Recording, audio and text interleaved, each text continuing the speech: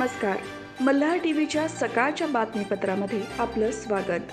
सार्वत्रिक लोकसभा निवडणूक 2024च्या पार्श्वभूमीवर स्वीप कार्यक्रमाअंतर्गत मतदान जनजागृतीसाठी नुकतीच कळंबोलीमध्ये बचत गटाच्या महिलांनी रॅलीचे आयोजन केले होते. तसेच पनवेल विधानसभा मतदारसंघामध्ये ग्रामीण आणि शहरी भागांमध्ये विविध ठिकाणी प्रभात फेरी, वक्तृत्व स्पर्धा, चित्रकला स्पर्धांचे आयोजन करण्यात आले. या संदर्भात आशा सेविकांनी रॅली आणि बैठका घेऊन मतदान जनजागृती केली. दरम्यान मतदान जनजागृतीसाठी कळंबोलीमध्ये नुकतीच बचत गटाच्या महिलांनी रॅलीचे आयोजन केले. या रॅलीमध्ये पोस्टर, बॅनर हातामध्ये घेऊन सुमारे 200 महिलांनी सहभाग घेतला. पनवेल विधानसभा मतदारसंघात आदिवासी नागरिकांमध्ये कातकरीवाडी येथेही मतदान जनजागृती करण्यात आली. तसेच किरवली, तळोजा, मजकूर येथे आशा सेवकांनी रॅली तसेच बैठकांच्या माध्यमातून मतदान जनजागृती केली. सिद्धार्थ मल्टीपर्पज हायस्कूलमध्ये स्वीप कार्यक्रमाअंतर्गत प्रभात फेरीचे आयोजन करण्यात आले.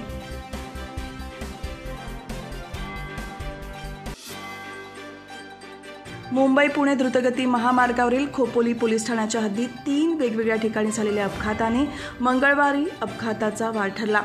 सुदैवाने यात कोणतीही जीवितहानी झाली नाही. मात्र एकूण 8 जण जखमी झाले आहेत. जखमींना वेगवेगळ्या रुग्णालयात उपचारासाठी रवाना करण्यात आले आहे. मुंबई-पुणे महामार्गावर मुंबईकडे जाणाऱ्या लेनवर चालकाला डुलकी लागल्याने कार पुढे जाणाऱ्या ट्रेलरवर धडकल्याने अपघात झाला. या कारचे प्रचंड नुकसान झाले आहे. या अपघातात बाळाराम कुशवा, शांती कुशवा, राजश्री कुशवा, कार्तिक कुशवा हे जखमी झाले आहेत. दुसरा अपघात बोरघाटात वाळक्याच्या बोरी या ठिकाणी लोणावळा येथून मुंबई दिशेकडे येणारी दुचाकी स्लिप होऊन अपघात झाला. या दुचाकीवरील गौरव गडतेक, प्रसाद घुडे आणि प्रथमेश खिल्लारकर यांना गंभीर दुखापत झाल्या. तिसरा अपघात शिंगरोबा मंदिराच्या खिंडीत झाला. बाईक स्वार रोहन रमाकांत देशपांडे याची दुचाकी स्लिप झाल्याने तो जखमी झाला. या तिन्ही अपघातांबाबत खोपोली पोलीस ठाण्यात नोंद करण्यात आली आहे.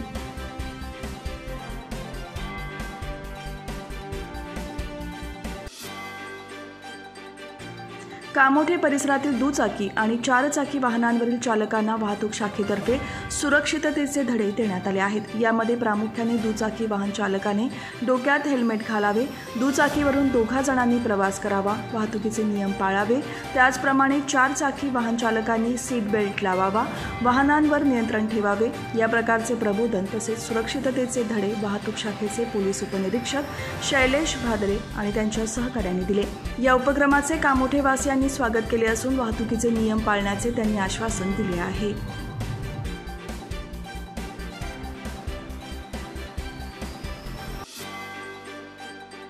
अभिनेता सलमान खान याच्या मुंबई येथील निवासस्थानी गोळीबार करणारे 2 जण पनवेल तालुक्यात वास्तव्यास होते. याच पार्श्वभूमीवर तसेच लोकसभा निवडणुकीनिमित्त पोलिसांचा तपास सर्वत्र सुरू आहे.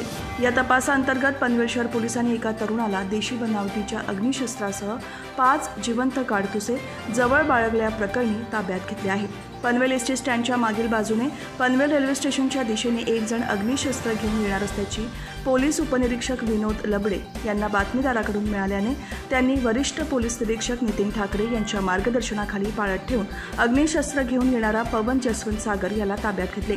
त्याच्याकडे देशी बनावटीचे अग्निशस्त्र आणि 5 जिवंत काडतुसे मिळाल्याने त्याच्यावर पनवेल शहर पोलीस ठाणे येथे गुन्हा दाखल करण्यात आला आहे.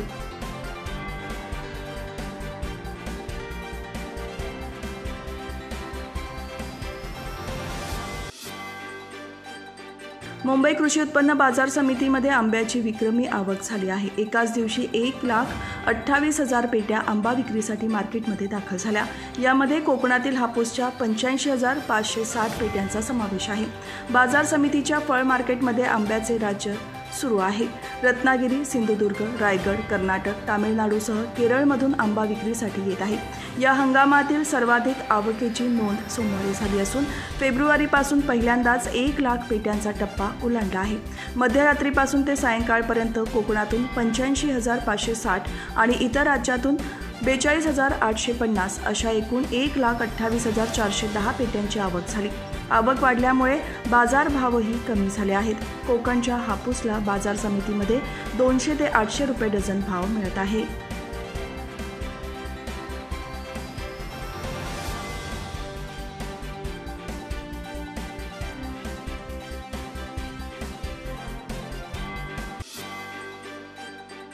RTची सन 2024-2025 या शैक्षणिक वर्षांच्या विद्यार्थ्यांना मोफत शिक्षणाच्या प्रवेश प्रक्रियेला सुरुवात झाली आहे.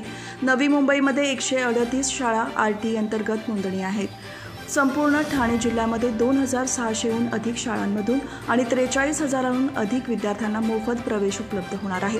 यामध्ये पहिली आणि नर्सरीच्या वर्गामध्ये विद्यार्थ्यांना मोफत प्रवेश उपलब्ध असणार आहे. या अंतर्गत दुर्बल, वंचित, शैक्षणिक आणि सामाजिकदृष्ट्या मागासवर्ग घटकाकरिता ऑनलाईन प्रवेश प्रक्रियेअंतर्गत पालकांनी अर्ज भरावे असे आवाहन शिक्षण विभागाच्या माध्यमातून करण्यात आले आहे. पहिल्या टप्प्यात 16 ते 30 एप्रिल या कालावधीमध्ये पालकांनी ऑनलाईन अर्ज भरण्याची मुभा असणार आहे.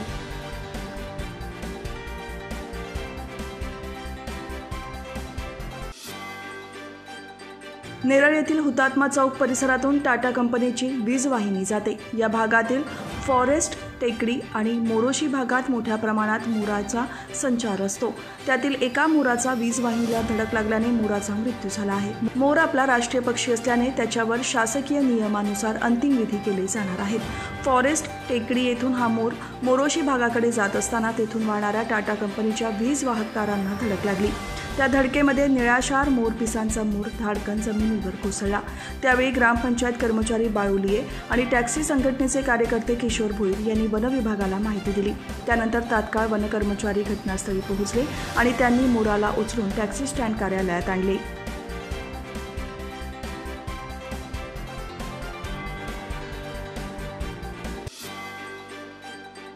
पनवेल तालुक्यातील आणि उरण विधानसभा मतदारसंघातील आपटा ग्रामपंचायतीच्या उद्धव ठाकरे गटाच्या सरपंच नाझनीन खलील पटेल यांच्या विरोधातील अविश्वास ठराव मंजूर झाला असून त्यांच्या विरोधात 10 मते तर बाजूने केवळ 3 मते पडली.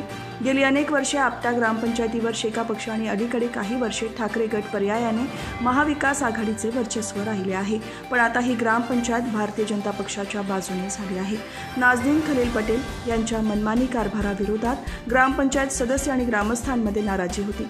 याची दबक्या आवाजात पण मोठी चर्चा होती. त्यामुळे अविश्वास ठराव मांडण्यात आला आणि नाझनीन पटेल यांच्यावर सरपंच पदावरून पायउतार होण्याची नामुष्की झाली.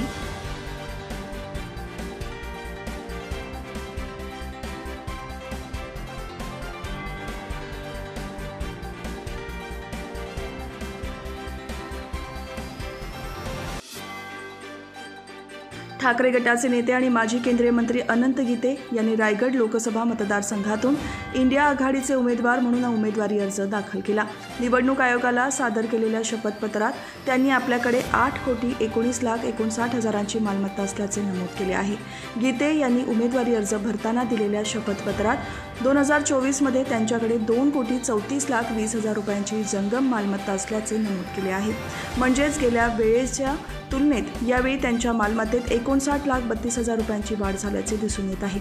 त्यांनी यावेळी 5,85,38,000 रुपयांची स्थावर मालमत्ता असल्याचे जाहीर केले आहे. गेल्या वेळेच्या तुलनेत स्थावर मालमत्तेमध्ये 41 लाख रुपयांची वाढ झाल्याचे दिसून येत आहे. तर पुन्हा एकदा 2,13,00,000 रुपयांचे दायित्व कायम असल्याचा उल्लेखही निवडणूक आयोगाला दिलेल्या शपथपत्रात दिसून येत आहे.